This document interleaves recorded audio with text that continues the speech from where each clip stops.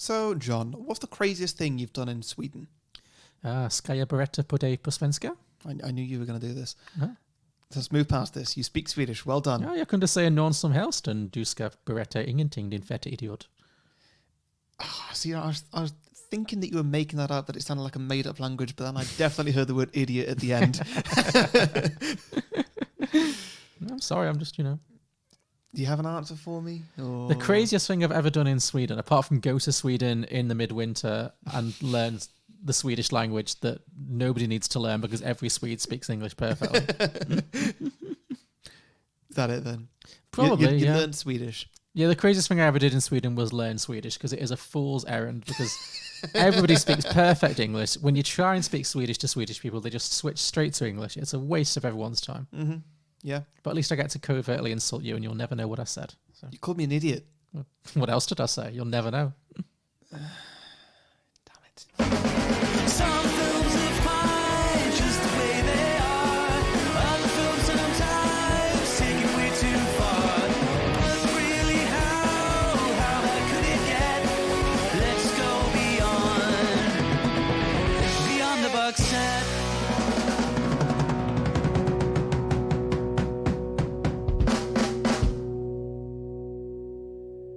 Welcome everybody to Beyond the Box Set, the podcast where today we are pitching prequels, sequels and spin-offs to Midsommar. Skull. Skull! Yeah. You know that one. Everyone knows that one. Cheers. Yes. Yeah. We'll also be pitching some drinking games and hearing from our listeners with the submissions they've posted on Facebook and Twitter. But first, we're going to talk about some of our favourite moments and give a bit of a plot summary. I'm Harry, the host with the most crazy family.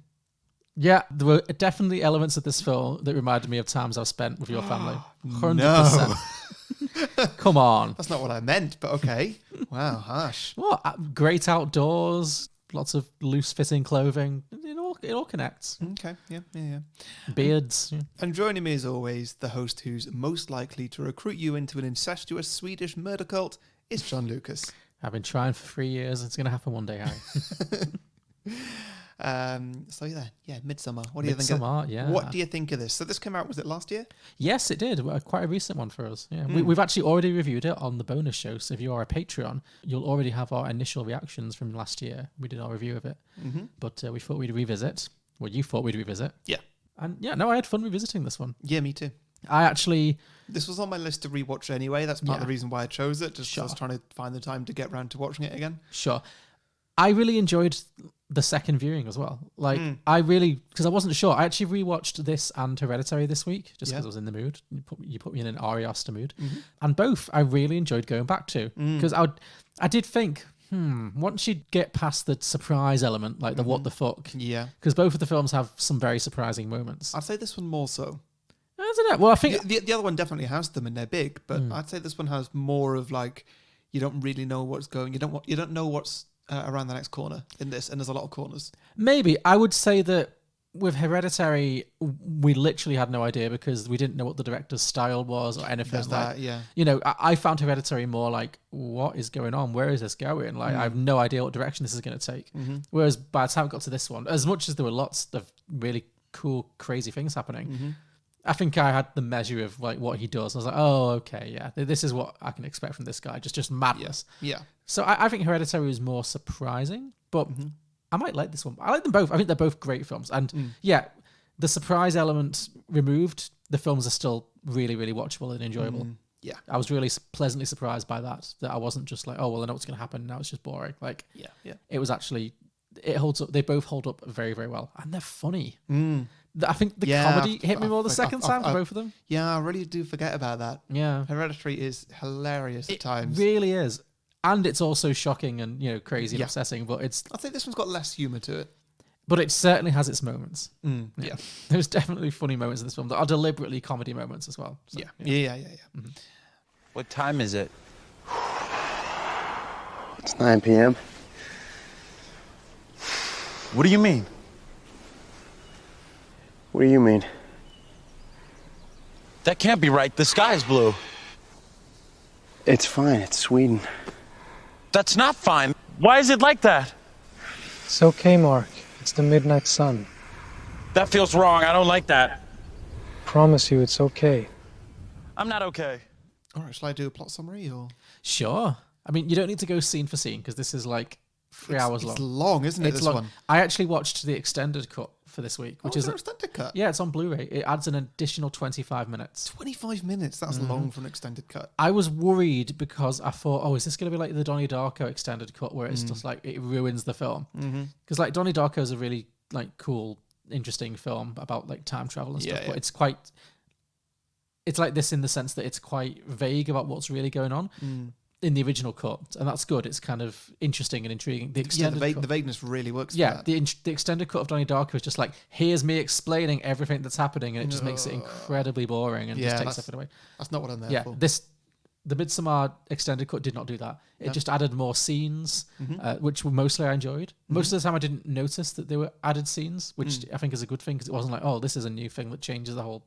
It was just giving you a bit more depth. And I'll flag up some memorable extended scenes when we get to the moments in the plot summary. But you go ahead. But I don't feel like doing every scene. Just I'll just whiz through. Yeah. I watched another extended cut recently. I watched The Martian extended. Oh yeah, how much of that is there extra? About 15 minutes. I think. Okay, maybe I'm not fully sure. It doesn't add much. The main scene that I remember is that right before he gets in that rocket at the end, he inflates a tent. Okay. Strips off. And so you see the thin stand-in for Matt Damon. Oh, he gets very thin at that point. Oh right, yeah. I thought you were referring to his penis for a second. Then, well, no, the fin stand-in. I thought that was like your euphemism. You see the fin standing. Was it standing? Well, it wasn't thin. No, okay. But anyway, yes, and then he just takes a poo. Oh wow, okay. And that's all that scene is. I can't imagine why they would cut that. But it's quite a long scene, and he buries it with a little note that says sorry. I don't know why. I guess it's accurate that he would have had to take a shit before he went on a flight like that. But yeah, maybe we don't need to see that. No. Yeah. There's a reason these things don't get shown in films. No, yes. I don't think I needed to see Matt Damon drop a load. No. I mean, you don't actually see him squatting and doing it, but... Oh, just before and after? Yeah. Even so. Yeah. That's fine. Yeah, it doesn't... That's fine for the deleted scenes. Yeah. Anyway, Hereditary. Yes. So... No! Midsommar. Midsommar, whatever it is. So let's see. This one stars Florence Pugh. Yes. In what for me was her first role. Obviously not her first role, but like it's the first definitely a breakout. Yes. Yeah. And I mean, I've not seen all her roles, but this one is definitely the best I've ever seen her do. Better than Little Women. Doesn't take much. This, like looking at it in hindsight, and I forget if I said anything at the time. Of either the film or the Oscars, but this was robbed. Well, Hereditary was as well. The Mm, Oscars just doesn't go for these kind of films because it's full of old people. They'd much rather do just like a gentle drama about racism and how everyone's fine now, or like Little Women. Florence Pugh did this and did Little Women, and I loved Little Women much more than you did. But I agree, this is by far more for Florence Pugh deserving of an Oscar nomination. She's amazing. It's incredible. Yeah. I mean, the film is sold on her performance. Yeah, absolutely. I mean, there are other elements to this film, but like, if she was bad in this, it wouldn't work. The film would be bad. Yeah, exactly. Yeah, it's all on her shoulders. Yeah. Yeah, and it's just outstanding what she does because she's given such a range of emotion to act in this. Yeah, so she has a boyfriend, and her boyfriend is thinking about dumping her. Yes. We initially see her calling him, just saying like, oh, I just had a bit of an alarming email from my sister. You see the email, and she's like, I've had it this time. I'm going, and I'm taking mum and dad with me. Yeah. And the sister is bipolar and depressed. And so the boyfriend's argument is that, well, she does this all the time. It's attention seeking. Yeah. And I mean, it's really relatable, this initial scene, because like if anyone has had friends who have like mental health, even not like close friends, but just like Facebook, like if people now, especially because the social media, they can, people will post stuff, and if that's what they need to do, absolutely. But like, yeah, you can see people who really playing out their mental health problems online, and you never. And sometimes it is like, should I step in? Should I not? Is this? And it is. And sometimes it's all the time. Exactly, and you can't possibly. And you got to think like, well, is this all the time? Is this just attention seeking? But like, this is a case where like, no, you need to treat this as though every single time is real. Exactly, yeah. Because you take your what's the phrase? I'm going to say you take your foot off the pedal. That's not the right thing. Eye off the ball? You take the eye off the ball? Yeah, sure. Or your finger off the pulse. Yeah, for 1 second, And this is the example where it all goes as wrong as it could possibly go. Yeah. So yeah, she has this phone call with her boyfriend, just explaining this is what's happening, and he's being like, "No, you don't need to worry about it. It's fine." It's what she does. She's Yeah. attention seeker. Yeah. And it's you make it also. He says his first of many like douchebag statements. He's like, "You make this worse by encouraging her." Yeah, yeah. He's yeah. like, "You are by giving her leeway, but by taking her seriously, you are encouraging her to behave this way." So it immediately puts her in the on the defensive. Yeah, yeah. I mean, it's a conversation that basically just spells out bad boyfriend, bad boyfriend, Yeah. bad boyfriend. That was it. The first time I watched this, I remember leaving the cinema and thinking, "Oh, yeah, that's it. That was kind of an even-handed thing because he was kind of a crap boyfriend, but also he was stuck in this relationship, and maybe you can sympathize with that. Maybe it's not his fault that she was having all these problems when he was just trying to find a good time to break up with her. This time I was like, no, he's a dick. Yeah. He's awful. Yeah. Yeah. No, he tries to break up, or is going to break up with her for entirely selfish reasons. Yeah, which is fine. I mean, it's always selfish to break up with someone, and that's not a bad thing. You have to look, but the fact that he doesn't just cut the cord, the way he strings her along and gaslights her in this film is just horrendous. So, Yeah. And then we cut to him. He's in the bar with two of his friends, who, well, one of them, I don't get his name, but the black guy. Oh, Chidi from The Good Place. Oh yeah, it is, isn't it? Yeah, so he's in it, and he seems to be the one who's not a complete dickhead. No, well, he just seems like he doesn't care about their relationship problems. Yeah. He's just interested in Swedish cults. Yeah. That's his whole vibe. Yeah. Yes.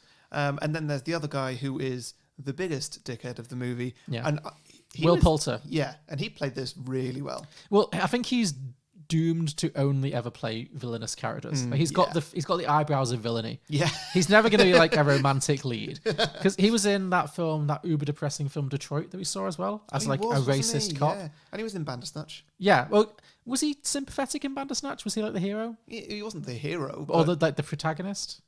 yeah, he wasn't the main character. Oh, then no. Okay. The main character was the guy from Dunkirk. Oh yes. Okay. But I mean, he still wasn't like a super friendly character. Like Yeah. he has a type. Yeah, he's always going to play someone with like arsehole energy. Yeah. And this was the peak of that. Yeah. I'd say. I felt like his character in this film was going through some stuff that he wasn't ready to address. He was clearly madly in love with Christian, the boyfriend, because he got so angry whenever he wanted to spend time with the girlfriend.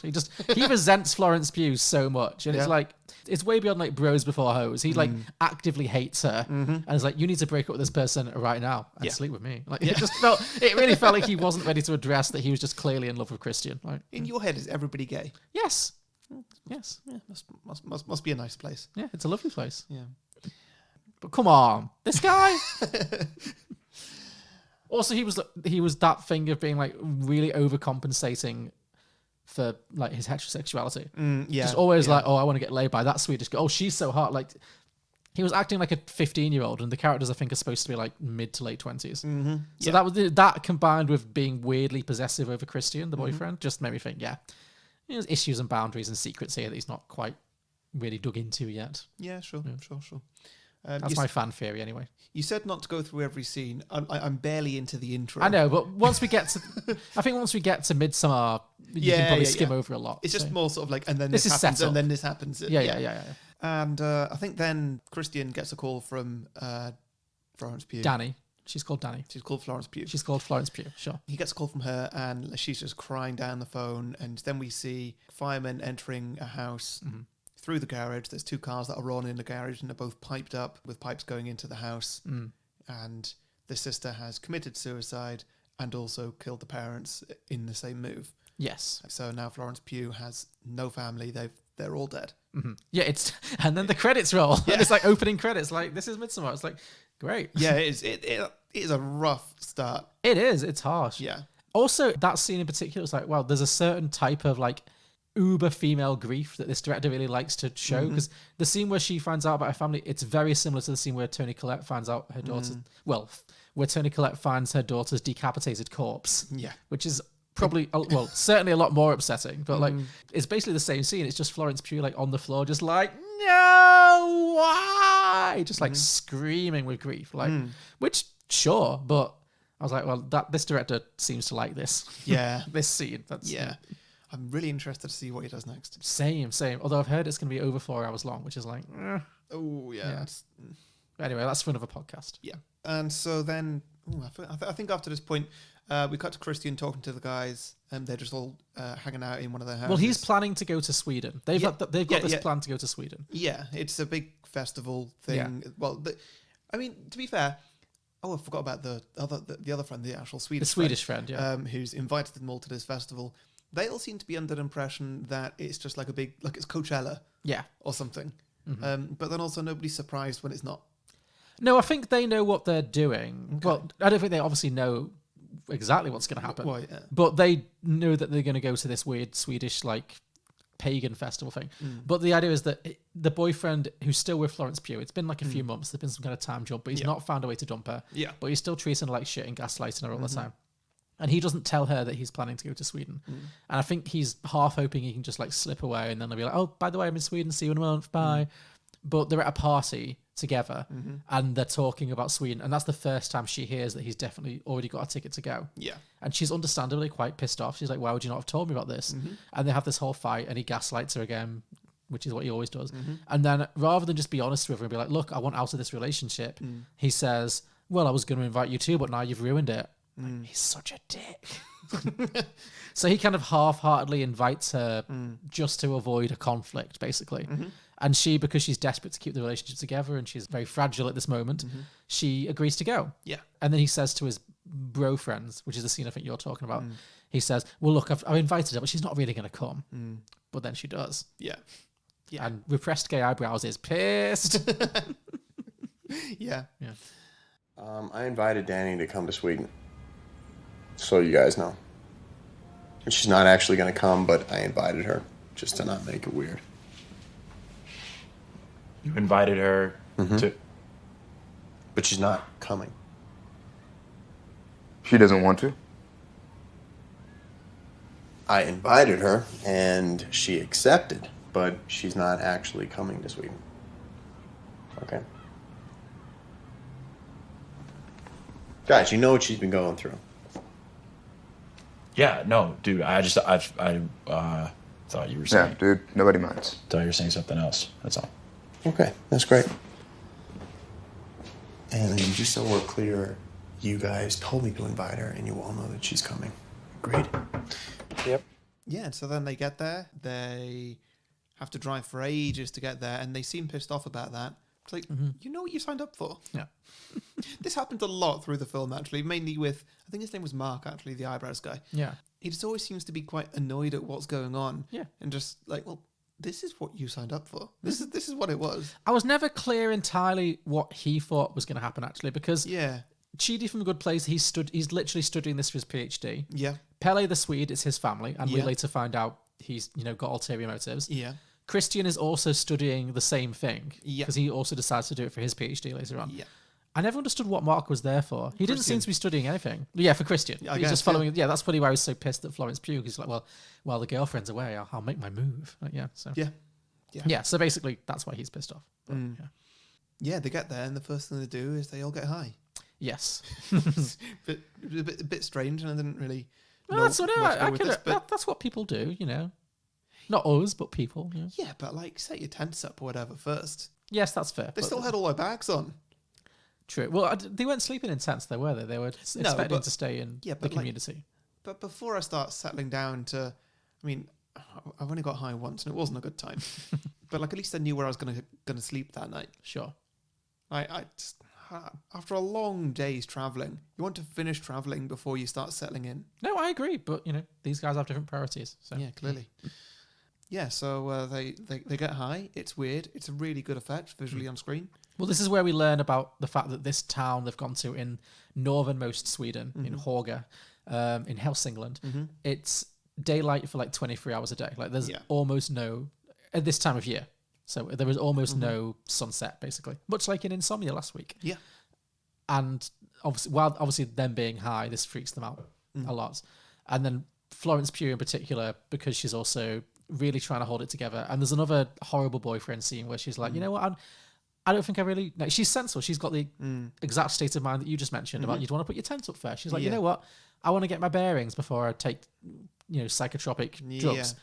And then the boyfriend's just like, well, but then we'd be getting high at different times, and it's kind of annoying. And then so she just, because she's so desperate to not upset him in any way, she's like, oh no, it's fine. I'll do it. Yeah. And so she gets high with them, and then she has a bad reaction. She's having lots of flashbacks to her sister. She's in unfamiliar territory. Like, you're right, that is the worst. Like, getting high in general puts you in a vulnerable position. To be in completely unfamiliar circumstances and be in the depths of trauma. Like, no. Yeah. Not a good combination for getting high. No. So yeah, they have a bad trip. She sleeps it off, wakes up. Yeah. And it's kind of morning. I don't know. It's just some. Yeah, bit. she sleeps through the next day. Day or night deliberately is unclear because the film is all in daylight. Yes. Which is very unnerving. Which is fantastic, because you think horror movies, you think, shadows and nighttime and all that, and full moons. Whereas this, because it's all in like the most blaring daylight, it's great. Like it's genuinely unsettling because it's not what you expect. Yeah. I like the effect of it all being daylight because it brings this air of like inescapability. Yeah, exactly. There's just nowhere to get away from it. Yeah, which was really good. Yeah, so the next morning they wake up from their trip and they all go to the main site, really, and then we get introduced to everything, and it's all very bright and colourful, and there's loads of people on the field all wearing white robes. Yeah, everyone basically looks like Jeremy Corbyn in this. It's all lots of like white and beards, and like everyone's like back to nature and pagan and like, welcoming and and very Swedish. Very Swedish, yeah. For a while I thought I needed subtitles on, but no, there's just a lot of Swedish which you're just not supposed to understand unless you speak Swedish. Well, that's funny, yeah, because they don't bother to subtitle the Swedish probably deliberately to kind of throw you off. But they do for some bits. Yeah, if it's important dialogue, but for the most part they just let it happen, and it's like most of it is just incidental. I didn't pick up on any like hidden messages that only Swedish speakers would understand. It was mostly just incidental dialogue, but it is interesting to watch it also speaking Swedish. It adds a little extra layer of understanding the conversations that happen. But yeah. So they arrive at the camp, and then they meet up with an English couple. Because there's Pele's brother has brought an English couple. Yeah. So that means there is 5, 6 foreigners in the community. So there's Danny, there's Christian, there's Eyebrows, there's Chidi from The Good Place, and there's the English couple. So there's 6. Yeah. Yeah. And they get welcomed into the community, and it's very strange. Like, it's very like back to nature, very pagan, but it seems ultimately pretty friendly. And they kind of, initially, they seem to like it. They drink weird teas and they dance in the sunlight, and they're lots of. It all seems very hippy dippy and friendly and Coachella-ish, I guess. Yeah, but then it takes a turn when they watch the ceremony. Yes. So it starts off. Which ceremony? With the cliff. The cliff. Yeah. Yeah. So there's at one point when they're all they go into this building where that's clearly where everybody sleeps. It's just a building full of beds. It's like a communal barnyard. Yeah. You hear like there's always the sound of babies crying, which which the last thing I want to hear when I'm trying to get to sleep. Yeah. No, I'm trying to get to sleep in the daylight. Yeah. And there's babies crying everywhere. Yeah. No, you never actually see a baby, which I found interesting. Yeah. At no point is a baby on screen. Yeah, that's true. So I was wondering, is it a fake baby? Maybe. I don't know. Just to like freak them out even more. Yeah. Just to keep them at that level of tiredness. Maybe it's just the desperate cries the old people are making. Possibly, yeah. Die tomorrow. Yeah. But yeah, and then the Swedish guy, what's his name? Ingmar, or was that? The main guy is Pelle. Ah, right. Pelle, and then his brother is Ingmar. Ah, okay. But yeah, so the main guy, he starts explaining part of the life that they have here. Isn't it split into like 4 phases? There's like 0 to 18, which is the child phase. It's seasonal, so 0 to 18 is spring. Yeah. 18 to 35, 36. 18 to 36 is summer. Yeah. 36 to 50 something is 54. autumn. 54. Oh, you really memorized this. It's your 18 times table. I'm just learning. Oh, okay. Is autumn, and then 54 to 72 is winter. Yeah. Yeah. And so they represent the different parts of your life. So you've got your childhood, which is mainly education based. Then you've got like your working life. Yes. And then what are the other 2 sections? Reaping what you sow. Yeah. And then like that. the decline. I don't know. And then just becoming a mentor, I think. And then somebody being says, a mentor. Yeah, that's it. Yeah. And then I think Danny then says, "So what happens after 72?" And the guy just does the throat slit motion. Yeah, which he plays off as a joke. But he plays off as a joke. But yeah, like you don't even need to like watch this first to understand what's going to happen. Like you see that, you're like, well, that's going to come up. Yeah. Yeah. That is definitely going to come up. But there's a lot of grey-haired people here. Sure, yeah. Yeah, and so then pretty much the next scene, and they have this feast, and then the next scene, everybody goes to this cliff, and all the tourists are still like, oh, what's going on? Oh, I have no idea.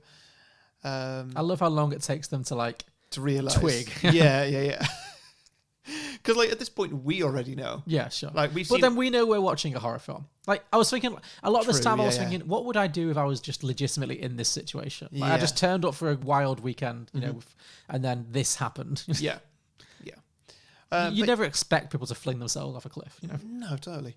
But yeah, so the two old people are at the top of a cliff with a few other people. On top of this cliff, there are loads of gravestones, very obviously. Or like rune stones. Yeah. Everybody else is at the bottom of the cliff. They're looking up. They're watching, and the lady stands up to the edge of the cliff, and everybody's just like, "Oh, okay." Well. And by the way, there's one person standing down below who has a giant hammer, like enough to make Thor very jealous. And you're like, I wonder what that hammer's there for. Actually, no, I don't wonder. That's a good point. How did nobody question the hammer? Yeah. I guess you just wouldn't. Yeah, this woman goes and stands up to the end of the cliff, and then she jumps off. Yeah. And just face plants on the rock below, and it's extremely gory. And it's the first. No, it's the dead family. But I was going to say, this is the first proper gore that you see. The family isn't gory because she gasses them. There's not like a violent element It's to very unpleasant to see. Sure, yeah, it's upsetting, but it's yeah. not gory. But then This is very gory. This is one of the most gory things I've ever seen. It is the most gory moment in the movie. Yeah. That's like the most horrific thing that happens in this movie, in this like almost 3-hour movie, happens at the about the 45-minute mark. Because you don't see anyone else die until the very end. You don't really see anyone else get killed. They all kind of die off screen. Yeah. I guess you see Chidi get hit around the head. Yeah. But for the most part, people just disappear. Yeah. So this is definitely the most horrific thing that happens in the film, and it happens relatively early on. Yeah. So yeah, she jumps and just lands like belly down, face down on this rock. Yeah. And her head literally explodes. Her head falls. Like a watermelon. If you dropped a watermelon off a cliff. Her head falls apart. Her face falls off. It is horrific. Yeah. But enough about that. Just be ready. Yeah. So yeah, obviously at this point, all the tourists are freaking out in their own way. Yeah. Some more than others. Yes, some more than others. Everybody's reacting in different ways, but they're all equally shocked. Yeah. And well, I feel like Danny and Danny is kind of still trying to like keep it. She's shocked, but she's kind of keeping it to herself. The British couple, they're not having any of it. They're like, you're all weirdos. They're like out of it. They're just like gone. They seal their own fate at this moment. Yeah. And then like their guide Ingmar is like, but I tried to explain it to you. Like you didn't. How do you can't subtly explain? So these people are going to kill themselves. Yeah. That's not a thing. Yeah. And the Americans are to some extent reacting similarly, just less outwardly. Yeah, they're just kind of among themselves. Yeah. Yeah, and then they look up at the cliff, and the man is standing there like, oh God, not another one. I don't understand how this man jumping off the cliff, he got it so wrong. I just don't get it. Yeah. Because like I guess he landed wrong. Well, like you know that you're in a cult that everybody at the age of 72 jumps off a cliff. I mean, it's weird when you say it out loud, but that's the thing, yeah. Yeah, but like that's what happened. So you're going to spend, the first 72 years of your life thinking about, it comes up for everybody like, oh, I wonder how I'm going to die. Yeah. This guy knows how he's going to die. Yes. He's going to jump off a cliff. Yeah. And not even that. He didn't even go first. Yeah. But he screws up royally. He does screw up very badly. And I just, you think about it in your head, like, how are you going to do it? You're going to do it like the woman did, where just like it's, Face a first. Jump, instant death. She swan dives. He obviously did a little corkscrew in the air. He did a pencil jump. Yeah. Yeah. He did. Yeah. You're right. He gets it wrong. But, it's a high pressure moment. Pencil jump. I know, it annoys me. Yeah. It annoyed me that he just did it so wrong. Like, you'd have thought about this. So he jumps and he lands on his feet. And you see it from very far. It's a very wide shot. You see it from very far away. But then you get the close up. And then it cuts to like, first of all, his face and like, all the blood vessels in his eyes have popped and like his face is in so much pain that he can't even function. Yeah. And the camera just slowly pans down to his mangled legs that are like bones and muscles sticking out everywhere, all the wrong angles, and it's like, oh my god, that is horrific. Yeah. And then just somebody walks up with a hammer and smacks him in the face. Yep. Smashes his head like a watermelon. Yeah. And then hands the hammer to somebody else and they have a go. Yeah, there's clearly a ritual involved here. Yeah. Just like, oh, if they don't die initially, then like it takes 3 people, just to be safe, 3 people to smash his head in with a hammer. Yeah. It's a beautiful ceremony. It's circle of life. It's lovely. Yeah. It's crazy. And that is the peak moment of this film. I'd say it's the most memorable moment. It's not like... I remember in the cinema being like genuinely like shocked by it, which is great. I love that reaction. When something truly like upends you. Yeah. And like, it's not the like the peak of the plot or like where this film is building to, and this film's not about that scene. No, not at all. But that is... But it tells you immediately what's going to happen from here on in. Yeah. Not exactly, but like, where it's going. It never gets to that level again. There is one more bit that it's gory. Yeah. And it's when Christian walks into... Where he finds the English guy with his lungs outside his body. Yeah, like his body's been splayed out in his back. Yeah. And like, it's gory, but it's so unrelatable and there's no blood that it doesn't mean much. No. Whereas this one, like, oh, that's a man's head falling apart. And it looks like a man's head. Definitely, yeah. And they cut back to it a lot. Yeah, way more than I remember. They loved that shot. It's like watching this with Louise. It's like, this is great, but the start is bleak, the bleakest thing you'll ever see, and there is a very gory scene in the middle, but like you see it coming from very far away, and I will warn you. But then it just keeps cutting back to it randomly, and just like you're seeing these mangled heads, and it's like there's no escape from this. No. I know that's deliberate, but like, oh no, no. So then where do we go from here? So Eyebrows missed this. Yeah, Eyebrows missed that because he went to do something else. His reaction to this is like, how could you let me sleep through that? Yeah. Well, they're very divided. So Florence Pugh, the English couple are immediately like, we are out of here. We are gone. Get us into a car. We are leaving this community. Yeah. Florence Pugh also wants to leave, but Christian, her boyfriend, is like, look, this is what I came here for. It's their culture.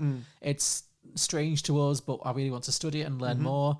And Chidi from The Good Place is the same. He kind of has some knowledge of this. Yeah. And the community also, they explain to Florence Pugh, like the main leader of the cult, the woman, the village elder, I guess she is. She's very apologetic. She's like, look, I'm sorry if that shocked you, but this is what our belief system is. We believe in life as being a cycle, and we don't believe in like clinging onto life until a horrible, drawn-out death that most people experience. It's like, you live 72 years, and when you get to your 72nd birthday, you joyously leave life. I can think of nicer ways to leave life than face planting a rock, but that's what they do. Yeah, but Florence Pugh is very much wanting to leave, but she allows herself to be talked back around. Yeah. And at this point, Christian is not a bad boyfriend. He is a truly horrible person. Oh, yeah. Because it's like she wants to leave because she's in extreme grief from her family dying also, a few months she's ago. just had her entire family commit suicide. This is the last thing she needs to be seeing. Like, people committing suicide. Even more than anyone else, she is, absolutely the wrong person to be dealing with this right now. Yeah. She couldn't be in a worse place.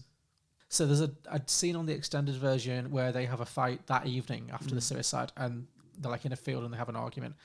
And he's like, look, you never support me on anything. Like, I really want to stay and learn about this. This is my PhD, and you know how much I've been trying to figure out what to study. Yeah. And now I've found something, and you're not supporting me. Yeah. So again, he's gaslighting us a fuck, and it's awful. But then she said, it's like she almost breaks the fourth wall, because she kind of says, look, this is a community that is incredibly secretive and relies on nobody knowing what they're doing. Do you really think they're going to let us leave? Do you really think any of us are going to get out alive? And I was like, smart girl. Yeah. But they cut that, but... Yeah, I can see why they cut that. Yeah, because it kind of... The next scene then, she's kind of like, well, like, I'm sorry. Because they have this whole fight, and then they almost break up. And she basically calls him on his shit and is like, you've been waiting to break up with me, and you keep treating me really badly, and I'm just letting it happen. And if you want to break up with me, just break up with me. Yeah. And he's like, no, I don't want to break up with you. This is your fault. You're doing this. You're the one who's ruining this relationship. Wow. So he properly gaslights her again, yeah. And then the next day, in what is left in the movie, she comes to him and says, look, I'm really sorry about all that. You're right, let's just stay and figure it out. Yeah, so it just widens his arsehole behaviour, basically. But yeah. Well, I can see why they cut the bit about her knowing that they're not going to be allowed to leave. Yeah, because it does somewhat stretch that she would then agree to stay even longer. Yeah. Not that she had a choice, but Yeah, but- I mean, it probably kept her alive longer if the English couple's faces had to go by. Yeah, totally. Because they basically disappear the next day. Yeah. Yeah. Well, first of all, the guy disappears. The guy disappears. They're planning to leave together, and then the guy disappears, and his fiancée is asking where he's gone, and the Swedish people tell her, "Oh, he's just gone ahead. There wasn't enough room in the car for you. He's going to send someone for you shortly." And she doesn't believe it. She's like, "He would have told me. He would never have left me away like that." Yeah. And so she freaks out, but the Swedes are like, "No, he's coming back. He's coming back." And then she also disappears shortly afterwards. Yeah. And like they're not really in it until like much later in the film. No, they're gone. Yeah. And then it's very like, is that them? Like I don't know. I can't tell anymore. Yeah. No, they are very much cannon fodder. But Yeah. Hey. Hey. It was really nice to meet you. I'm so sorry. We're actually leaving. What? Yeah. Connie! Simon is getting the truck with one of them now. Connie! Is everything okay? Connie! Oh, there. Yeah, Simon, he told me to tell you that Jan drove him to the train station, and after Simon gets dropped off, he's sending the truck back for you. What? Yeah, you will meet him there. No. Why would he just go without me? He wouldn't do that. The truck only had room for two. What does that mean? That doesn't even make any sense. He would have told me. I'm just trying to think what else happens, because it really is just a collection of scenes and just things that happen, and like other than people disappearing randomly, the order of which doesn't really matter. No, well, basically all of the visitors then. It takes a long time because this film is slow, but they all basically disappear one by one. So the English couple get taken away individually. Then Eyebrows McGee, he pisses. He pees on a tree. That's a sacred tree. Yeah, he doesn't realise it's a sacred tree, even though we literally just saw ashes being spread on that tree. And then he goes and pisses on them. Yeah. So that's an understandable thing for somebody to get very annoyed about, which, somebody does. There is a Swede breaking down crying. Just screaming at him, yeah. Yeah, and so that seals his fate. Yeah. But, like, they were just looking for an excuse. Sure, but that was a good... he certainly sealed his own doom more than the rest. Oh, yeah. So, yeah, he pisses on a sacred tree, also disappears. Then Chidi from The Good Place, who's trying to study all of this, he, in the middle of the night, breaks into a sacred, like, temple, like a chapel. Something, yeah. And then reads a forbidden book that he's been told specifically he's not allowed to read. He's taking photos of it. He's taking photos of the book, yeah. And then, while he's doing that, he gets bludgeoned over the head by somebody wearing Eyebrows' face. Yeah. Yes. Yeah. Yeah. Like that's something. Yeah. That's as dark as it gets. Like wearing one of your close friends' skinned face over their face. Yeah. Yeah. Yeah. But like, to what end? Because he didn't do like a big reveal. Just like no. Well, I think he just kind of distracted him while somebody else whacked him on the head. That was it. I think it was Pele. Yeah. Which adds another layer of villainy because they're all yeah. friends, but I think it was supposed to be Pele. Yeah, sure, that works. But no, it's just a freaky image. And yeah, so Chidi also gets beaten over the head, clearly killed, dragged away. So that means that all that's left... Like, not killed immediately, killed off screen.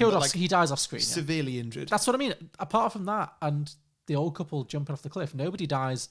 And the very end, nobody dies like on screen. No, but yeah. So ultimately, everyone apart from Florence Pugh and her boyfriend have now been like killed or kidnapped, or have essentially disappeared. Yes, and this is where the film, I think, really gets into high level crazy. Sure. It was just average crazy until now. Well, it definitely takes a step up, though, doesn't it? Sure. Yeah. So there is a bit of foreshadowing on this. You see it on a tapestry.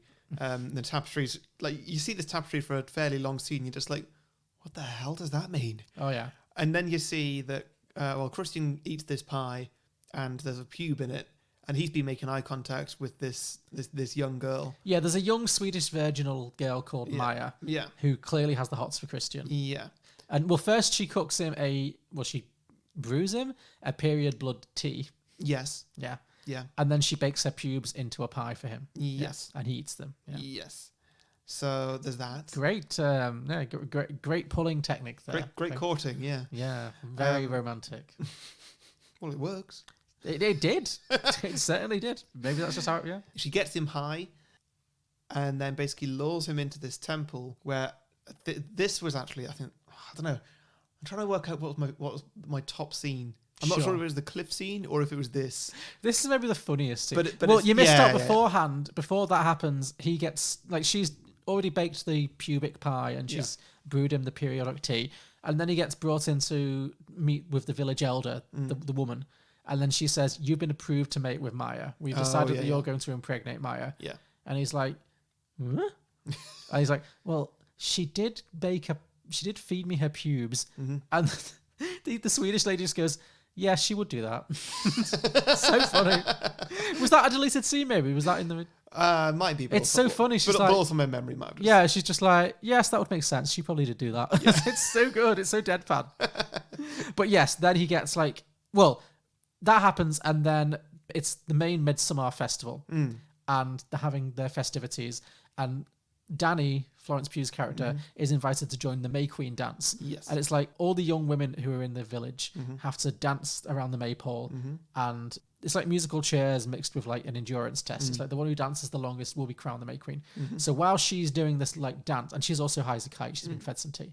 While she's doing that, Christian, the boyfriend, gets taken to this cabin to the side. Barn, temple, something, cabin, all of the above. Where Maya, the Swedish virgin, This is so bizarre. It's so great though. I loved it. I loved every second of it.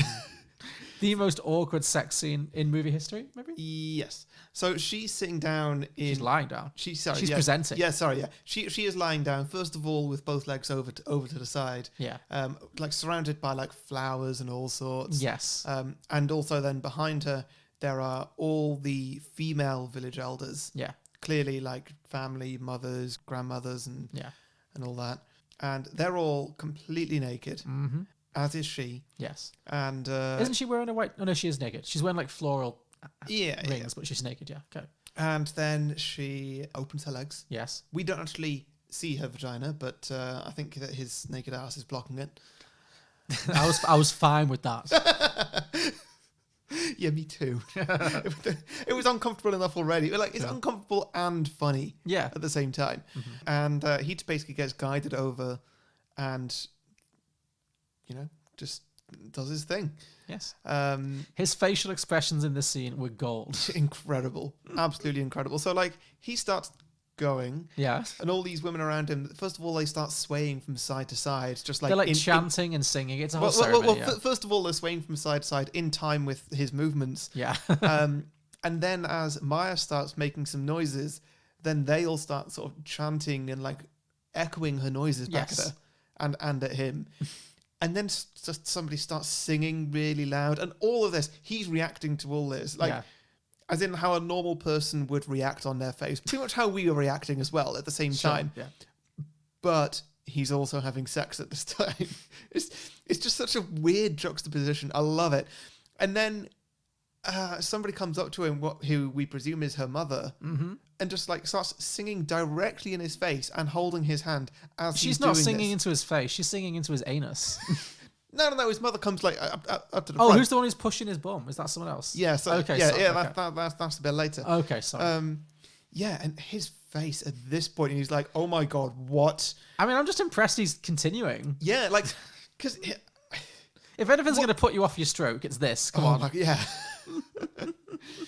But like at that point, he in his head he must have been like, "Is this okay?" Like, I think they're way past. Is this okay? Yeah. I just meant like, how would he maintain his erection in this moment? Like, I'm assuming the drugs. Well, possibly. Yeah.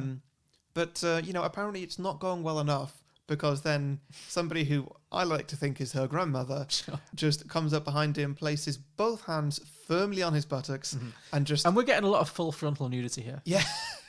Bear in mind, she's completely naked as well. Oh, yes. And yeah, she just sort of pushes him and sort of, increases his rhythm. Yeah, they're like, don't stop. Yeah, until, eventually it happens. Yeah. I love how understated his, like, orgasm is. It's just like, and it's done. Yes. Yeah, I mean, he was very much like, let's just get this over with and go. Yeah. And so he does, and he goes. Meanwhile, Maya, she sort of like, tucks her legs up and she rolls onto her back, and she's like, I can feel the baby. Just like, no, shut up. Yeah. You can't feel the baby. And then we cut to him. He just runs away. Like he runs outside, stark naked, full naked, and we do see everything. Mm-hmm. And he's just running around. It's hilarious. His tan was awful. Well, of course it is. He's in Sweden. Yeah, cut him some slack. And this is when he finds all the bodies. I was going to say, while trying to hide from just anybody, he runs into a shed, and this shed has basically all the bodies of all his friends, including the British guy. Is it the British guy? Yeah, the British guy who has been sliced open and his lungs have been taken outside his body. He's still alive. He's still breathing. He's still breathing. He's got like flowers through his eyes. Yeah, it's horrific. And then you see like Chidi's leg is sticking out of a flower bed. What was that about? What are they doing there? Planting a Chidi tree? Yeah, sure. They're all about composting. I don't know. Yeah. Basically, everyone's dead. Yeah. He's running around. They're all dead. He just suddenly notices the horror of everything, just like, because he hadn't noticed before. Yeah. He's quite slow in that regard. Yeah. And then he gets caught by the Swedes and they drug him yet again. Mm-hmm. And then he's like paralyzed. Yeah. So then he gets woken up by this Swedish lady. I nearly said this blonde Swedish lady, but that doesn't They're narrow all it down. blonde, So, and she says like, hey, Christian. And like you see her opening his eyes. I really like that effect. Like he can't even open his own eyes. Like they unfaded the left side of the screen and then the right side. No, that of was the screen. great. I enjoyed that too. Yeah. And she's like, okay, so you can't talk and you can't move, but it's all okay. Okay? Yeah. This is as bad as it's going to get for you. Yeah. And it's lies.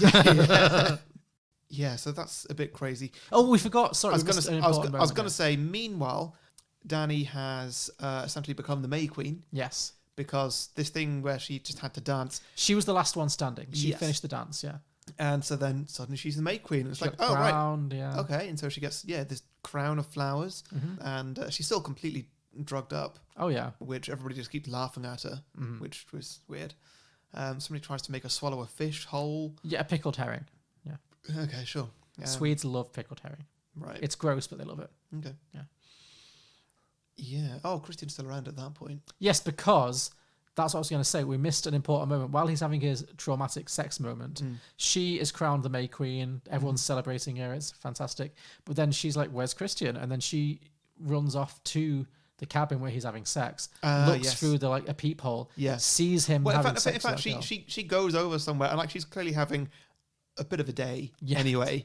She goes over and I think she's just nearby and she hears something. She hears the moans. And she says, what's that?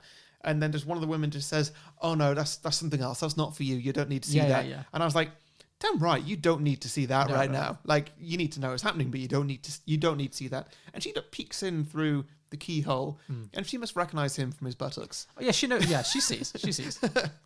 Because then she's like devastated. She runs into the main barn. She starts wailing with grief. Yeah. And all the other women, and this is one of the iconic scenes of the movie, all the other women like kneel down with her and they start wailing with her. And it's like this communal moment of like shared grief and like primal pain. Yeah. And they're just screaming and wailing. Yeah. And then that seems to be the turning point for her character. Yeah, pretty much. Yeah, like they've got her at that point, really. She's in. Yeah. So then fast forward, Christian has been incapacitated. He wakes up, he's in a wheelchair, and somebody is explaining what the final plot is. Yeah. And it's basically, so some people are all going to be sacrificed in that big triangular building that we've been looking at all film, but nobody's explained what it is. Yeah. They're all going to go in there, and, we'll see what happens. Yeah. Well, it's a sacrifice that they do every 90 years or something. So like for prosperity or whatever. Yeah. And the sacrifice is a mixture of members of the community and strangers. So obviously all the people who joined the community who came to visit, so the two English guys, Chidi, Eyebrows McGee, Christian and Florence Pugh. Well, not Christian and Florence Pugh, but the other four, they're all part of it. There's also some volunteers from the community who are going to be sacrificed, and they need to choose one more sacrifice, the main sacrifice. Yeah. And as the May Queen, Florence Pugh gets to decide who the main sacrifice is. Yes. And it's between her boyfriend, Christian, and just some random Swede. Yeah. Just some random Swede. I think it's two random Swedes. Two random Swedes. Yeah, it's like, are you going to pick one of the random Swedes or the character? Yeah. And so obviously she picks the character, her boyfriend, who is conveniently paralyzed at this point, so that they can put him in a bear without him wriggling too much. Yeah. Well, let's not undersell this moment. They sew him into a bear. Yeah. A bear is like disemboweled. I love how they spoke about the bear at the very start of the film. Like, I think it was Eyebrows McGee when they first come in. Yeah. And people are like looking around and all commenting on things. And then he says something like, so we're just not going to talk about the bear then. And the camera pans over and there's a bear in a cage. Yeah. And then it's never mentioned again. No. Nobody says anything after that in that scene. Well, no, And the guy just says, it's a bear. Yeah. And it never comes up again. No. Until now. And it's just so bizarre.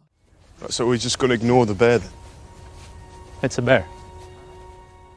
So yeah, he gets sewn into a bear, placed in this weird pyramid thing, and we see all the corpses of all the other American and English visitors. Yeah, they've all been decorated. They've all been like in different skinned ways. and decorated. Yeah, I think the English girl got drowned. I think, and the English guy. Well, in this extended version, it's more obvious that she gets drowned. Yeah. The English guy somehow was disemboweled and killed. Yeah, and then you've got Eyebrows McGee, his face, Cheedy, his face. You've got Cheedy. Yeah. Yeah, so they're all in there, and a couple of Swedes as well. Yeah, who are still alive. Still alive. Yeah. Like they've just been given some painkillers that don't seem to work. No, you can't just take an aspirin and then get burnt alive. Yeah. It's not going to work. Yeah, so that's weird. Yeah, and then they just because they're all sitting on hay in this massive wooden things, and people come in with some fire on some stakes, and they just set the whole thing on fire. Yeah. But also because Christian, the boyfriend, has been clearly drugged, so he can't move or react. So all you get is his eyes just like, fuck. Yeah. It's very disturbing. Yeah, it is. It is because you can't help but put yourself in his situation. No, I had some crazy nightmares on Wednesday night. I've got to say. Yeah, like involving fire. Like, yeah. And being inside bears. I'm not sure if... I think you spend enough time in bears. Yeah, exactly. Yeah, different kind of dream, Harry. Yeah, so they all die, and Florence Pugh just kind of wails while wearing essentially an entire field's worth of flowers. I'm so sad that there's no Halloween this year because that would be the costume. Yeah. I feel like now it's been a year. It came out last year, though. True, but I can't remember. Maybe it just needed some time to like enter popular culture. But I feel like Florence Pugh's flower outfit is the best Halloween outfit. Someone has to do it. I think it's a lot of effort that goes into it is making a lot of that. effort, yeah. I think it's more of like that'd be a good drag race runway. Yes. But yeah, it's incredible what she's wearing. It's a dress basically entirely made of flowers and a hat made of flowers as well. You've all seen it. If you know what this is, what this film is, you have. It's the you have image seen that it. is used to promote this film. Yeah. You know, there's two images close up on her face. One is of her crying. One is of her smiling. Yeah. Each are equally well acted by Florence Pugh. Yes. And I mean, the film literally finishes with her just smiling at her boyfriend burning in this pyramid. Yeah, cuts to credits. Yeah, he was a bad boyfriend. He didn't deserve to get burnt alive inside a bear inside a pyramid. Well, burnt alive. No, he probably didn't. But yeah, I mean, this is her moment of like she's now fully inducted into the community. Yeah. And she's clearly just like abandoned her American life because she didn't really have much of an American life. No, I mean she had nothing to go back to. Yeah. She had that one friend, I guess. Yeah, that one friend who she spoke on the phone with, but that's it. Yeah. Was that anybody? Like that's often like a big cameo role for somebody. No, not as far as I know. Okay. Yeah. No, I always love hearing just like it was Olivia Colman or something like that. It's Toni Collette. Yeah. It's all connected. Yeah. Yeah. So that's Midsommar. That is Midsommar. Good choice. I enjoyed revisiting this. Yeah, me too. It's so bizarre. It is very good. Okay, then. So drinking games. First one I got, drink for foreshadowing. Foreshadowing, okay. Any specifics you wanted to point out? There's a lot of tapestries. Yes. And there's a tapestry at the very start of the film that is literally the entire plot of the film. It is, start yes. to finish. Absolutely, yeah. Which I really enjoyed watching. It felt very Arrested Development. How so? Remember that in season 4, episode 1, where Michael Booth is just going down one of those walkways in an airport and there's a big mural on the wall and it's like the entire plot of all 3 seasons. Oh, I'd forgotten about that. Okay. Yeah, it's one of the rare good moments of season 4 or 5. See, I didn't. I only watched season 4 and 5 once each, and my memory of both is very slim. So, okay. Yeah, but I do remember the tapestry, and I agree. Watching that the second time when you know exactly what happens, you're like, oh, yeah, it's literally the whole movie. Yeah. It's great. Loved it. Yeah. Good call. Okay. Drink every time Christian, the boyfriend, gaslights Danny, or is an arsehole in general. Nice. Right, we've talked about how like he's horrible to her. He treats her like shit. Will not break up with her, but also makes her feel like she's in the wrong in every situation. But also, clearly, it's not just her because there's the scene with him and Chidi from The Good Place where he just like steals his whole thesis idea. Yeah. And Chidi's like, what the fuck? Like, you knew that I was here literally to study this and now you're going to jump on it? And he's like, sorry, yeah. Like, he's just clearly a lazy arsehole. Yeah. Yeah. Yeah, very unsympathetic character. Mm-hmm. So drink for screaming. Drink for screaming and wailing. And wailing, yeah. Yeah, and sobbing, yeah. Yeah. Mm-hmm. And, anything that comes out of somebody's mouth that's not words. Sure. Smoke. Yeah, sure. Remember that scene? Yeah. You No. don't, do you? No, what? When she has the dream that he's driving away and she screams to him and like the black smoke comes out of her mouth. Yeah. Yeah, that was bizarre. It was, yeah. I liked it. I did. Same, yeah. Okay. Drink for song and dance numbers. There's lots of singing. I'm not saying it's like a West End musical, but like there's lots of Swedish songs, and I enjoyed that. Mm-hmm. Anytime anyone sings. Drink for gore. Yes, not as much as you would think. Although they do like to cut back to those smushed faces way too much. Yeah, they do. But after that, there's not really a whole lot of gore. No, not massively, but there's a few little bits like here and there. So, yeah. Certainly, yeah. Yeah. Mm-hmm. It's enough for a drinking game. Absolutely, yeah. Drink anytime anyone speaks Swedish.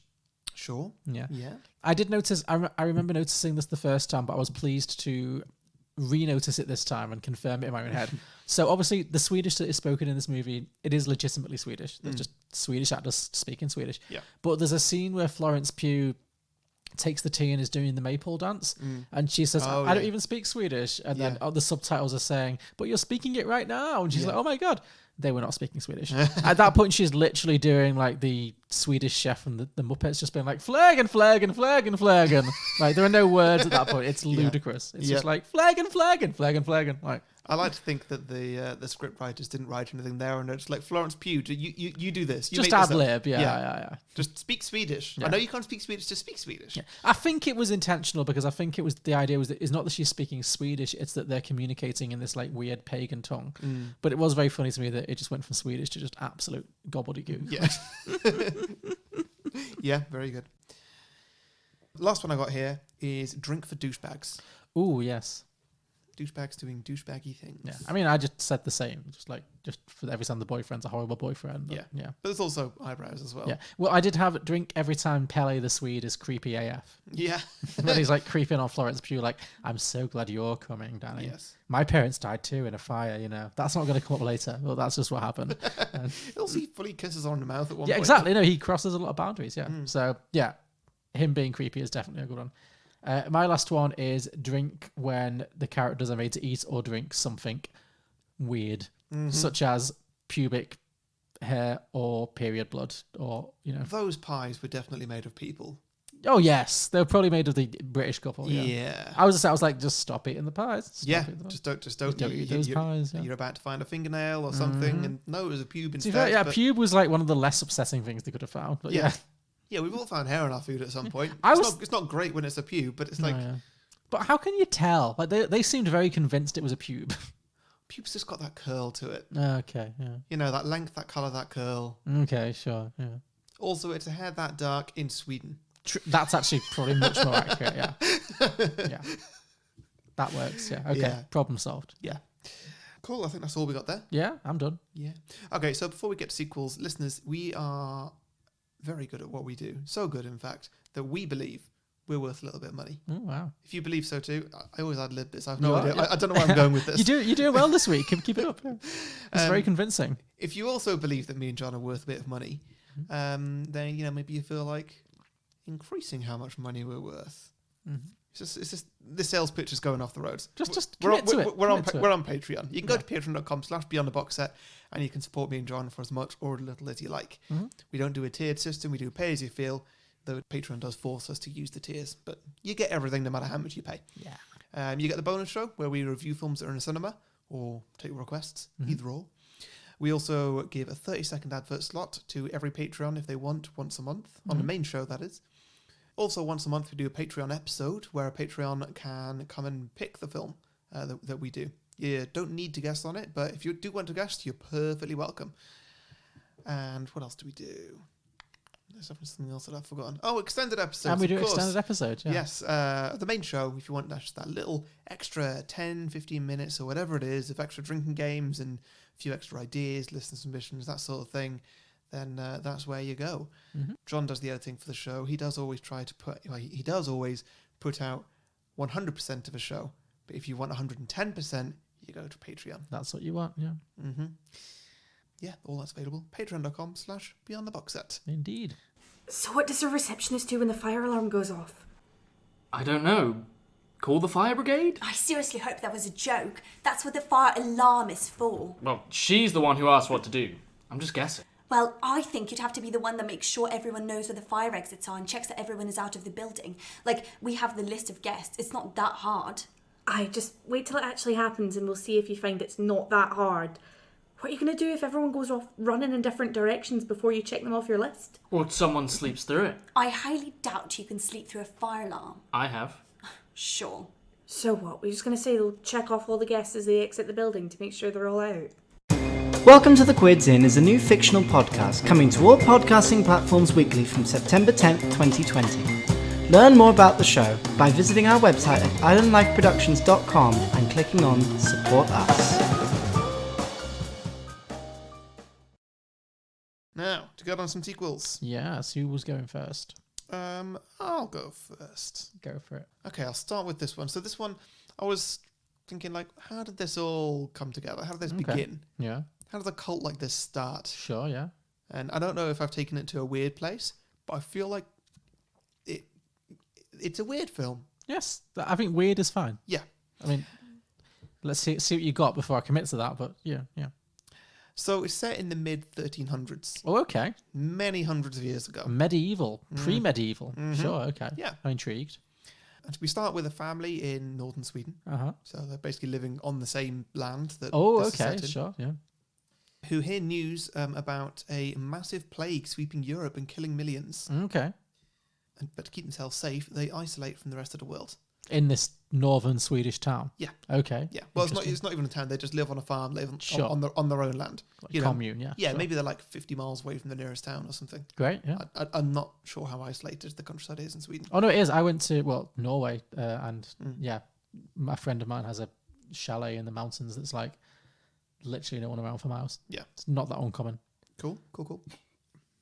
Yeah, and so they just decide to, okay, let's just isolate ourselves here and just avoid this thing. Let's try and keep safe. Just ride it out, yeah. Just them, their family. Maybe it's like a couple of parents and then like, a few kids, like a lot of kids, maybe like 5 or 6 kids. It's Sure. a big family. Okay. As the years go by, siblings start to get a bit bored. Oh, no. Is this going to be an incest story? It is. Oh, no. I mean, is that a surprise? No, not really. I mean, this is clear. These themes have already been written in this. Sure. So, Okay. I'm not the one taking it there. Okay. But yeah, essentially, they find a new way to pass the time. Okay. And The brothers and sisters. Yes. And a generation or two later, and they see a problem arising. Mm-hmm. So they decide to expand their family and try and get some new blood. Okay. That's where I've got. Okay, so Where's they that need to gonna do... Actually, I have a similar one as well. It wasn't set in the 1300s, though, but it was set after the events of the original film. For lack of a better title, I've called it Bubonic Summer. Bubonic Summer, yeah. But for my one, I think we're both heading for the same place, which is that they get to a point where they realise that their community has become too small and they need to recruit new people. Yeah. Okay. So I guess what you're going to say is that some characters need to go on some kind of recruitment mission to the wider world to bring some more people in. Yeah, I think that maybe we watched that. Yeah. So I think because we're setting it 1300s, so like 700-800 years in the past. Are we going to have the main protagonist played by Florence Pugh anyway to kind of suggest that like she was always destined to be in the community? Oh, I like that. Yes. Yeah. Yeah. So it's like an ancestor of hers. Or even if it's an ancestor, then that kind of means that it's not she was destined to be in the community. It means that her coming back is not new blood. Yeah, either or, yeah. So then it just kind of means that the events of the original, what the cult were trying to do by bringing her in, fails because they don't brought in new blood. Yeah. They brought in the same blood. Mm-hmm. Do you think she's got that sort of Swedish look about her? Certainly, yeah. Yeah. Absolutely. So maybe she sets sail for the new world then. Yeah. With a group of like intrepid Swedish, sailors. Mm-hmm. And she becomes like part of the first ever Swedish trip to America. I mean, in the 1300s, that's predating Columbus and all that. I mean, we can set this whenever. I just said it then to like. Well, tie maybe in the with Swedes the didn't make maybe the Swedes didn't make a whole song and dance about it. Maybe like maybe the Spanish and the English did it, and they were like, "Yeah, we've taken over the world, bitches." Maybe the Swedes were like, "We did that 400 years ago. We're just not bragging about it." So yeah, whatever. She goes to America, yeah, and yeah, maybe she sets up some new communities in America, in a similar sense of being like cult. Yeah. Yeah. I don't really know where else to go with this, but Well, my idea for this is set in the present day. Okay. And it's the same thing. It's like after the events of the original film, in my case, though, it's like they realize that they haven't recruited enough new people and the inbreeding is getting out of control. And and also I was thinking maybe as the modern day kind of, as modern technology starts to creep into the village, which is obviously very isolated, maybe someone gets an iPhone or someone figures out how to access TikTok or whatever. Like a lot of young people start abandoning the community, like sneaking away in the middle of the night and like move into the big city and just, and it creates a crisis because only the old people are left. And so they desperately need fresh blood. So they send Florence Pugh back to America to kind of recruit. And she does that, but it goes too well. And suddenly, my thought was... They've got Coachella on their hands. Suddenly this little tiny Swedish northern village is like the hipster capital. You know, all the trendy young millennials who want to like get away from the materialistic, Western world, they just come into this town. But there's too many, and no matter how many they murder in the middle of the night, there's always more. Yeah, no, that totally works. Yeah, so and I was thinking like And he gets eating these chic street food pies. Yeah, they just keep coming out of nowhere. Yes, exactly, and they're setting up like food stands and stalls, and and they're not interested in the sacred rituals at all. They're just they're far too triggering. It's much more about just the vibes, man. Getting back to nature, and the actual Swedish originals are just so pissed off. Yeah, that I was thinking in my one at the end, all the original like tribe, all the original cult members just like get on a longboat and sail off to Iceland. Yeah, to try and find a new place to yeah, sure, that totally but works. I don't know how that works in the 1300s. You can't have 1300s hipsters. That doesn't exist. No, I like your idea though. Yeah, did you have a title for yours? Mine was Midsommar Makeover. Nice. Or Midsommar Millennials. Midsommar Millennials, that's better. Yeah. No, I do like that. Yeah. But no, for your one, I guess maybe the Native Americans could be part of it. Yeah, I'm just not really sure. I feel like I've written myself into a hole here. I like the idea of like looking into the past and it's still Florence Pugh. This sense that that feels like true to the original. This sense that it's just a constant loop and it's always been this way. Yeah. So maybe it's like a series of flashbacks. Like maybe part of it's set in the present day with current Florence Pugh immediately after the original film. Yeah. And part of it is flashbacks where she realizes that in some way she's always been part of this town. And that's when you get the flashbacks to how she was part of the community way back when as well. If that makes sense. Yeah, that does make sense. Yeah. I'm really not sure where to go with No, this. but there's something there. There's something there, definitely. Yeah. Okay, cool. So yeah, so that was a prequel called Bubonic Summer. Cool. And I guess that was my first one as well, which is Midsommar Millennials. So my next one is based on the intro of the film. So obviously the opening scenes are all about how Danny's family commits suicide. Oh yeah. And I was thinking, like, what if that was all part of it? Like part of a wider thing.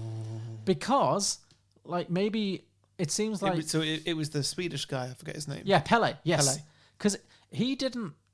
It felt like he needed Florence Pugh to be in Sweden because she became the May Queen. Yeah, although I don't feel like they needed a May Queen because it looked like they had loads of women there. She just happened to win, yeah. Yeah, loads of girls. She happened to win, but really they just needed they needed sperm. They needed bodies, yeah. Yeah, well they didn't need like any old random people. They needed young men. Sure, okay. Yeah. Because there were not very many young men. Oh, I see. There Because was Pele. that's the way they get around the inbreeding thing. They need fresh male sperm. Yeah, basically, because they definitely had a large... the ratio from men to women in this cult was off in that age range. You are correct, yeah. Very off. And they didn't really explore why that was. No? Yeah. But yes, either way, I like the her family dying was actually a whole setup. It wasn't a suicide, it was a fake suicide. Well, not a fake suicide. I think it was a real suicide. But what I was thinking was that it felt like Florence Pugh's parents were quite old. We never got an age for them. But what if Pele was actually all along planning to trick Florence Pugh into coming to Sweden? Okay. Maybe he just decided that she was a perfect May Queen candidate. You know, he'd met her a few times through Christian, and he just targeted her and be like, "This is someone who could do very well in our community." So he hooks up with the sister online and brainwashes her into the Swedish cult, and she's obviously quite susceptible because she's got mental health problems. Yeah. So yeah, Pele convinces her that she needs to kill her parents and herself as part of the cult. Right. Okay. Yeah. So he does that. So he's working behind the scenes to kind of mess with her head, and that because he knows that is what it's going to take to push Florence Pugh into a state of vulnerability where she'll actually come to Sweden. Nice. Because maybe it's like she'd never leave the country while she's taking care of her family. She's too close to her sister. Yeah, that's very true. Yeah, and then it just makes Pele this even more Machiavellian villain. Yeah, because he is very villainous in this, Yes, but in but- such a friendly way. Yeah, in a Swedish way. Yeah. It's like, Yeah. they just smile and they stab you in the back. Yeah. Yeah. But yeah, Never trust a Swede. Never trust a Swede. Never trust a Swede. But yeah, I just like the idea that he's the Machiavellian villain behind the whole thing. And like, yeah, he's plotting to get Danny to Sweden the entire time. Yeah. Yeah. Yeah, that works. I like that. I like that very much. And that's very unoriginally titled Midsommar Murders. Sure. Someone had to do it. Yes. Yeah. Okay, then the last one I've got here, I've only got a very basic idea. I'd say this is probably a mockumentary. Okay. Always fun. Do you remember Behind the Mask? Of course, yeah, the Leslie Vernon story. Yes. So I've called this one Louis Theroux on cults. Louis Theroux on cults. Great, great. And it's basically a Louis Theroux documentary where he goes to the town of Midsommar. Fantastic. And just sort of shows us what's going on, but like through his eyes. So it's all going to be shot as a documentary. So you'll see the characters from the village like plotting things that also try not to be caught on camera. Yes. Great. Yes. Love it. I was thinking this would probably be best if it's going like in tandem with the original film. Sure. So like this is the behind the scenes of the original film, Yes, but like yeah. as a It's like a documentary style making thing. of, Yeah, because like have you ever watched one of his documentaries where he just gets really offended by something? Yeah. Where he's like investigating Nazis or whatever, Sure. and he's just like, well, this is shocking to me, but he never like quite gets there. He never quite lets himself get proper emotional. Yeah. I like to see him in this, just being like, well, you know, I find this one really offensive, and I just don't agree with this whatsoever. Meanwhile, there's like naked women just like dancing in the background, like pushing his bum. Yeah, cutting their pubes off and putting them in his tea, just like yeah. Great, yeah. Well, actually, that could be something where somebody's explaining to him just like how the women, you know, say that they're ready for sex. Yeah. And this person is explaining it to him just like, yeah, there's pubes in your pie. And he's like, well, should I eat this then? Is that what happened? Oh, yeah, you definitely should. And then there's the whole awkwardness of that sort of thing. Should I drink this? Yeah, you should. Don't ask. It's polite, yeah. Be offensive if you don't. Yeah. So should I jump off this cliff into this bear? Yes. Yes. Great. All that sort of thing. Cool. Sounds good. Louis Theroux on cults. Great. Is that it? Yeah. Yeah. Love it. Is he going to die at the end? Maybe he's narrating his own burning. Yeah, sure. His own voiceover while he's being burnt alive, while being sewed inside a bear. Yep. Yeah. Yep, that sounds good to me. It would be a ratings winner. My last one is very, very short. I kind of couldn't think of where to go with this, but it was basically Midsommar meets Hereditary. Okay. And the thought was that because both of these films are about cults, essentially. You know, in Hereditary, it's Toni Collette's mother is worshipping the goddess Payman or the god Payman. Something like that. Yeah, you know, and it's all a whole thing about like the little girl has to become the host body for the... What if... This is why I prefer Midsommar over Hereditary. Because it doesn't over-explain. Hereditary just goes to a place that's just too weird to understand, and it's not just like weird, funny, crazy weird. It's like, you know, Satan worshippers and stuff like that. And I've seen it twice now. I don't really know what's going on in like the very last scene or two. Sure. Like I'm enjoying Toni Collette going absolutely insane and all that. That's fun to watch. Yeah. But you haven't really. Yeah. But what's actually you happening? You need to just like let it go. Yeah. Like I don't know, because I don't get it by the end. Yeah. And I don't feel like there was much to get. You're right. I think Midsommar is more. It's less. It's like, much easier to just be like, this is what's happening. Yeah, like by the end of it, you're like, oh, she's just got a new family. Yeah. Like, you know, it's quite the journey to get there, but that's where it ends. That's where it is. I get it now. Cool. Yeah. Whereas Hereditary, that finishes and like, well, what's going to happen to the world now? Is like hell in the world, or what's going on here? Well, that is the question. So what have you got? So I was thinking, I've not answered that question because who knows. I was thinking maybe Hereditary takes place after Midsommar, even though obviously in real life Hereditary came first.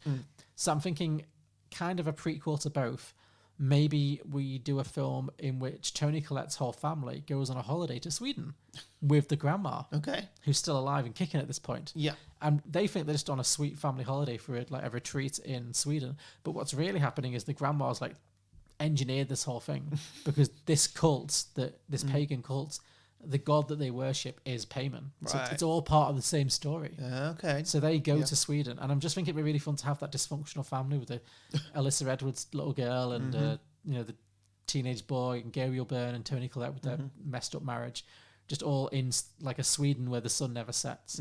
And also the grandma's like fully in with this cult. Yeah. She's like totally on board. Weirdly seems to know everything that's going on.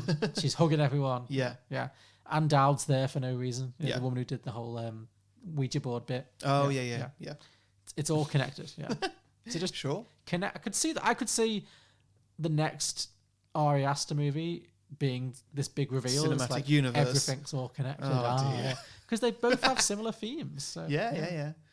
I don't know where to go with that, but that's basically what I had. So Yeah, that could totally work. I could definitely see them being connected in some form, but only like a very loose form. yeah, maybe that's the point when because nothing supernatural happens in Midsommar. Yeah, well, maybe this sequel ends with the grandma consulting with the cult in Midsommar, and that's when it's revealed to her that actually it's going to be her grandson who's going to become the ultimate host, because she pins all her hope on the little girl, doesn't she? Yeah. And maybe that's the setup for Hereditary, where it's like the grandma learned that she needs to go back and engineer for her granddaughter to die, and her grandson will then inhabit the host of Payment.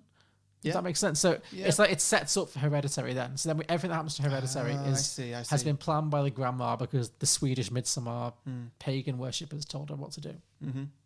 Maybe it's like another tradition that they do every 90 years, but it's just not quite in sync with the one that we see in Midsommar. It's Exactly. like a few years beforehand. or Yeah, you whatever. must sacrifice one of your grandchildren. Yeah. And maybe she's like the grandma's somewhat normal at that point, and this is like the tipping off point where she finally like fully goes insane and fully commits to demon worshipping. Yeah. Maybe she goes there because she's hit the age of 72. Yes, exactly. And, she's planning on jumping off this cliff, but somebody's like, hey, what was it? The Lord Payment? Payment, yeah. Payment has a higher plan for you. Yeah, Payment has a higher plan for you. Here, drink this. Yeah. And she goes and she jumps off this cliff and she floats down. Yes, exactly. And then she is convinced that she's the vessel for Payment's greater mission. Yeah. And all she has to do is sacrifice her grandchildren. And that maybe now people are always wondering when they jump off this cliff, is Payment gonna... Yes, if you are the chosen one.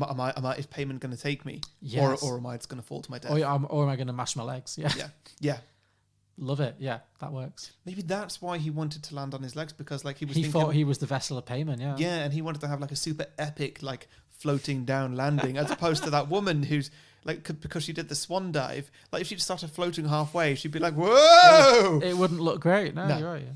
So, yeah. I think you're onto something there, yeah. Yeah, that's a very long way to explain why he jumped in the way that he did. Yes, it's all connected. it's an Ari Aster cinematic universe. Yeah, I like it. The AACU. Sure, yeah. So Abby KP has said a prequel named Early Spring. It's about the floral industry in Sweden. Oh, very popular. Yes, it does very well every 90 years. Yes, there we go.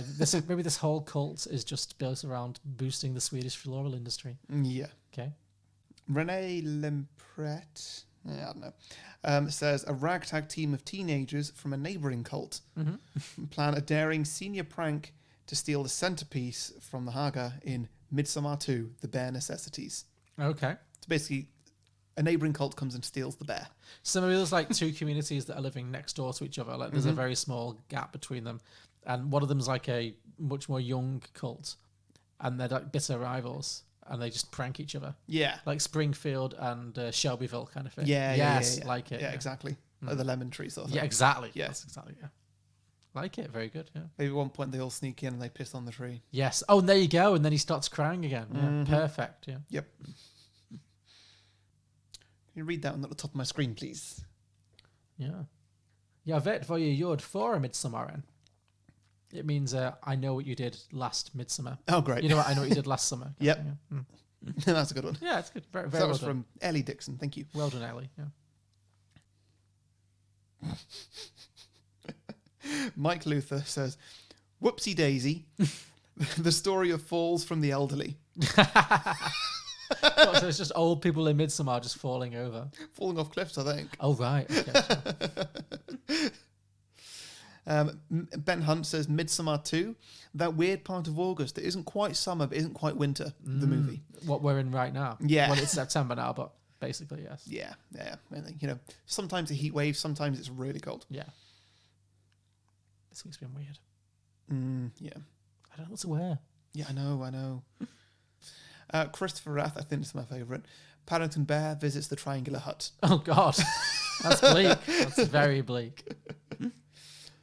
Mel Cali says, "Midsommar 2, 10% more pubic hair and period blood." Excellent. Great. Just what everybody wants. Oh, yeah. Jacob Karen says, "Midsommar 2, the cult next door." The cult next door. Yeah. Very He says, "I wish I was kidding, but a cult actually bought the entire side of my street opposite my house." Yikes. That sounds intense. Only in America. Yep. Yikes. Samson Ewan says, "Midsommar 2, the Flower Hat Murders." Nice, yeah. It's a good title. Yes. Yeah. GM Sherman says, "Dude, where's my bearskin rug?" Very good, very good. Lee Wilson says, "I don't know what it should be called, but it should definitely start with a brief mid-summary of the first film." Oh, very good. Very good. Cool. I've got a few more as well. Carl Horberg, which sounds like a very Swedish name. Carl Horberg said, "Sommar twist. It was all a terrible anxiety nightmare. Danny dumps Christian's ass, takes a giant flaming shit on his friend's doorstep, goes to visit her family, who are still very much alive and happy, and lives her best possible life." Wow. Very nice. Adam Capitano said, "Midwinter." I guess it's, imagine the same sequence, but instead of being summer, it's at one of these camps in the middle of a horrible Swedish winter. I've been in Sweden during the winter. It is cripplingly cold. That would be its own horror movie for sure. Sure. Yeah. Ryan Klima said, "Misnomer. The previous movie never happened." Okay. A misnomer is a misunderstanding. Yes. So, yeah. Brian Lynch said, "Sequel. The remaining 4 days of the festival, culminating in Danny's inevitable self-sacrifice, with Ari Aster standing..." Oh, so this film didn't finish at the end of the festival? No, so it ends with her being burnt alive. Oh, Yeah. right. Okay, so yeah, this is only the first half. Yeah, with Ari Aster standing in the corner screaming, "Now do you get that it's a bad thing?" Over on Twitter, @BeersBehind said, "Please God, no sequel. Woke up in cold sweats after watching that movie." And finally, Phil Brown said, "I saw this film in the cinema, and the one thing I thought when I walked out was, I wish that film would have been longer." Sensing a touch of sarcasm there. Just a touch. I think because I mentioned that I was watching the extended edition, I asked for people's opinions. Right, yeah. So, yeah. He was not here for more of this, which to each their own. That's absolutely fine. Yeah. So thank you everybody for those sequel ideas. We ask for your listener submissions every week, a few days before we record, by putting posts out on Facebook and Twitter where you can post your ideas. So make sure you like and follow our pages if you don't want to miss out. To listen to more episodes of Beyond the Box Set, you can subscribe and browse our back catalogue on any podcasting platform, including iTunes, Spotify, Google Play, and many others, all of which you can also leave a 5-star review, which really helps us out. It really helps us to reach new listeners, so please do consider doing that. As mentioned before, we're also available on Patreon, which is exclusively for the people who would rate us more than 5 stars if they could.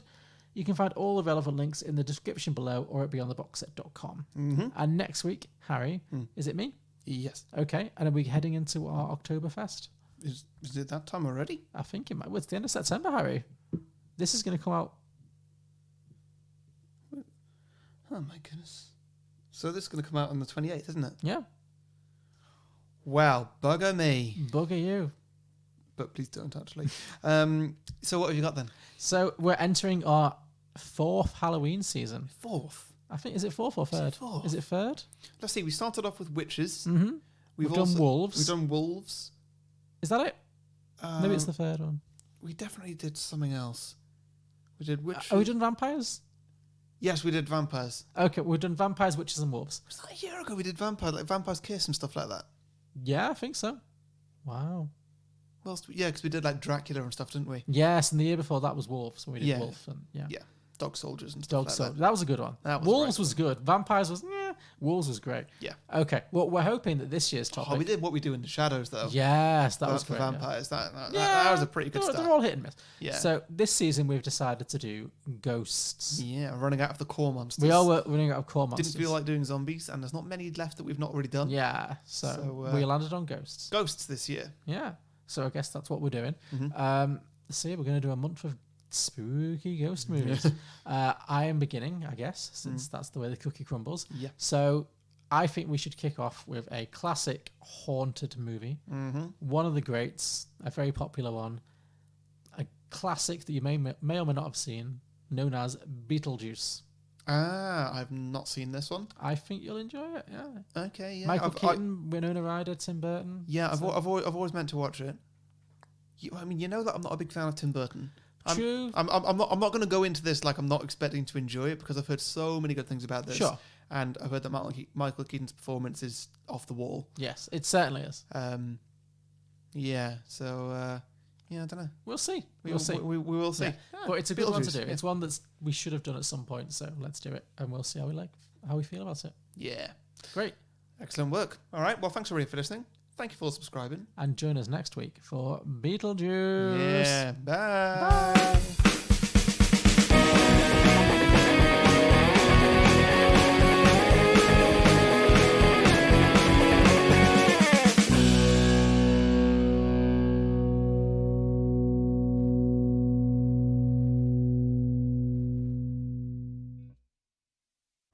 So we're just going to ignore the bear then? It's a bear.